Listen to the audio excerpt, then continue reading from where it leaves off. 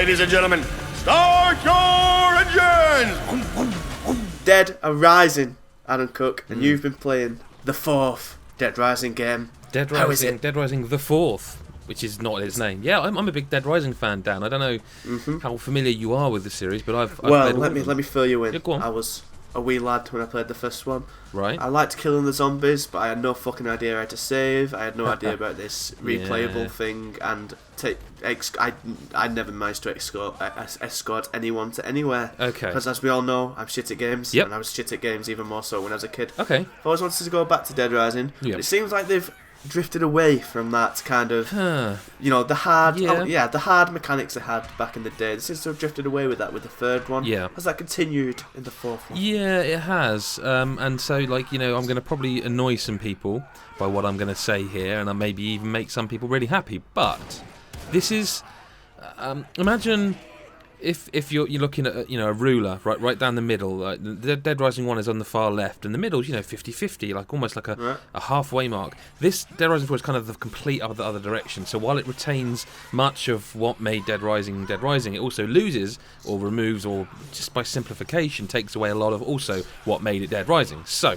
you're still smashing zombies like crazy. It's Dead Rising. You're still swinging. The weapons they've gone so far with the weapons now that I actually can't even pick one out, like what it's called, like one weapon. One I really liked early on is a combo weapon that is a crossbow that seems to be like fireworks. So when it sticks in somebody, so basically you see a crowd fire the crossbow, one hit, massive explosion of colour, amazing, and it's just such a great crowd control weapon in a game that's kind of all about crowd control. However, the Psychos, which were kind of the boss battles of the first game, and of always the game, they're called Maniacs now.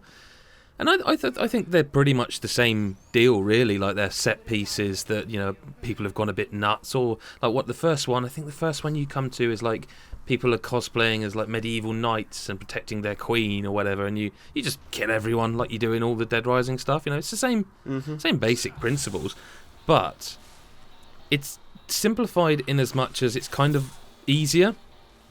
So, like, one of the first upgrades you can get is, so you can hold 2 health items, which you just press down on the D-pad to use them. One of the first upgrades you can unlock in the skill tree is an extra one, Okay. And then, within an hour and a half, you'll be like, if you know what you're doing, you'll be well over level 10. And you've unlocked, like, you have more health, or healing items do more health. And so you never really feel like you're going to die if you know... It's not like a survival game, it's just you're having fun in a zombie apocalypse. Just kind of. Like, your weapons still degrade, but there are weapons... Like, everything's a weapon. Like, it's almost incessant that with how often it's like, press B to pick up, and you're like, well, I can't, because I've got... You've got 3 slots. You've got a throwable weapon, you've got a melee weapon, and you've got... I'd say firearm, but a shooting weapon, a weapon that shoots some way or another. And each of those, I think, start with like 3 or 4 slots. So you've got, and it's also quite simplified in the controls. So you don't have to switch to your shooting weapon if you're hitting. Say you got a 2x4 and you're smashing people up, and then you see in the distance there's a big crowd. Just by hitting the left trigger, you aim down sights with your shooty weapon. So it's not like you will throw your 2x4. It will switch. That kind of thing. So it's kind of streamlined. Intuitive? Yeah, I think it's... I don't know, actually, because if you've played a lot of the games, it's kind of not intuitive in that respect, but it is for most other people. So they appear to have removed escort missions that I haven't seen any. I don't know if there are some here that I've not seen, but there was also survivor missions, like where you basically had to find a survivor. It's like, point of interest as a survivor, and you'd have to fend off the zombies and escort them to the safe house. That's gone now. It's basically like, there's a point of interest. As a survivor, he's on top of a van, so kill 20 zombies or 40 zombies or whatever zombies, and they'll give you a reward and bugger off, basically. Which is that better? Well, I quite like that, because I played Dead Rising 1 and 2, the remasters, recently, and I loved those games at the time. I lived those games. They were so addictive to me. I could not stop. I tried to get all the achievements in the first one, which was a Herculean task for anyone who did. But they don't hold up, I don't think. And I know some people think they do. I found them quite archaic. They were different games from a different time. This feels less like a sort of punishing survival game, and more like a quite mindless fun. Well, more of a traditional third-person action-adventure game. Mm-hmm. So hasn't that lost a bit of the charm that Dead Rising was? That thing that made it different and made you think a bit more. And what I remember people used to always say about Dead Rising, the first one, is that you kind of learned them all off by heart because you were playing it over and over again. And you learned where the best weapons were. You learned where the save points were, and you had this map in your own head of the actual complex. Potentially, and it is very much. I suppose if you've never played a Dead Rising before, this is almost like this one. Again, it depends because I suppose there's a larger discussion to be had that we won't have now about how games have kind of homogenized and they're all kind of similar, and it's the indie space that's doing unique new things, or even VR. But this is if you've played, I mean, even a game like Rise of the Tomb Raider, a third-person action adventure, which is more a shooter, whereas this is a shooter and melee, but you'll know what you're doing after about an hour.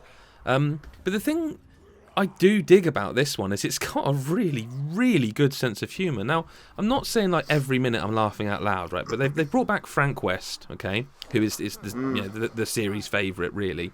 And it's a different voice actor, and he looks quite different. I mean, he's now in his 50s. I was going to ask about this. Yeah. How do you jive with it? Because it looks... I didn't like the look of it. It doesn't bother me, to be honest with you, because after a while, like, I've put glasses on him.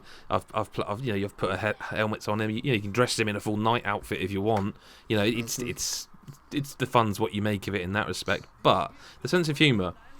So I don't know how well this will play by just me telling you it, but I will tell you that when I saw it, it made me laugh. So there's a prologue where like it sets the story up before you go to Willamette Mega Mall.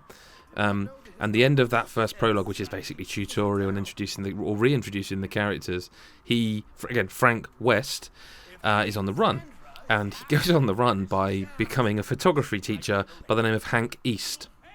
Which is kind of, do you know what I mean? It's kind of like silly, punny, stupid stuff. And it sets a little bit of the tone. And the guy called Brad, who comes to him and is like, "No, you got to help out, blah, blah, blah." He's like, "No, look, seriously." And the conceit is that this is the student you were with in the prologue is already there trying to get the scoop on the story, and he goes, I wish I'd captured this news in the video, but I kind of don't want to spoil it, because if you're going to play it.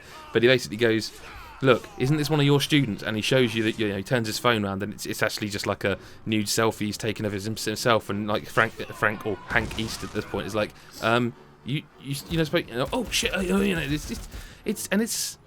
mean.